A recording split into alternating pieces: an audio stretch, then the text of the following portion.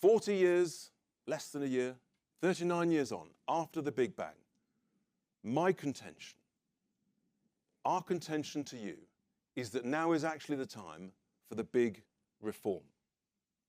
We have to stand back and say, how's it going? What can we do better?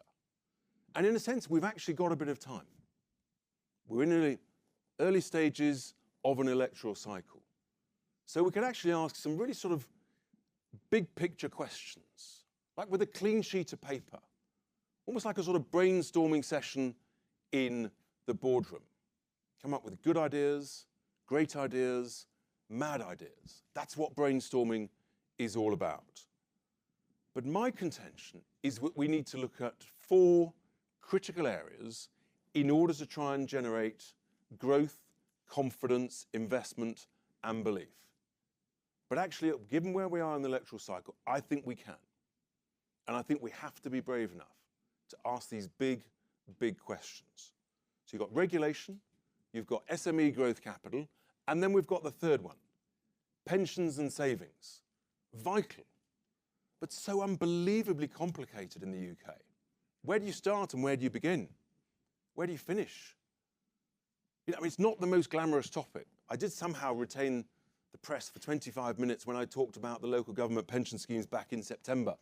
And I was fairly critical of the cost of managing those LGPS schemes, which is too expensive and they're underperforming. But in reality,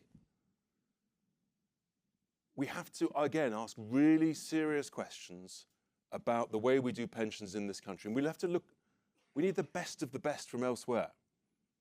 I don't think it's unreasonable to sit down with the unions and to say, look, for new employees, we can do this differently. The private sector did this 20, 25 years ago.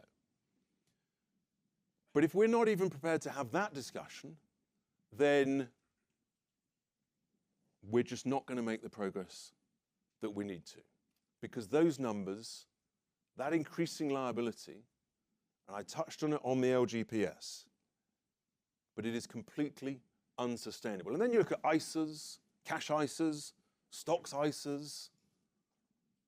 Again, let's ask the question, if there's 350 billion of cash in ISAs, well, how's that helping the growth of the economy? Question mark.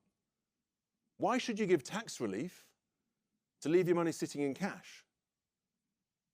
Should we, for example, say, well, yes, of course you can have tax relief if you invest it in UK stocks, because we're short of UK equity capital here. Those are the sort of things that I think we need to have a proper relook at, under a whole relook of pensions and savings. And I know there'll be all sorts of different views, but this is the right time to step back and ask those questions and try and come to a better place. And then fourthly and finally, the joys of taxation. We are lucky enough in this country to enjoy the largest tax code in the world. A mere 24,000 pages, no one knows within 1,000 pages how long it is. What I can tell you is that it's about 5 times the combined works of Harry Potter, and nothing like as much fun. And that's great for accountants. But when did you last see a child running around a playroom saying, "Daddy, Daddy, I want to be an accountant"?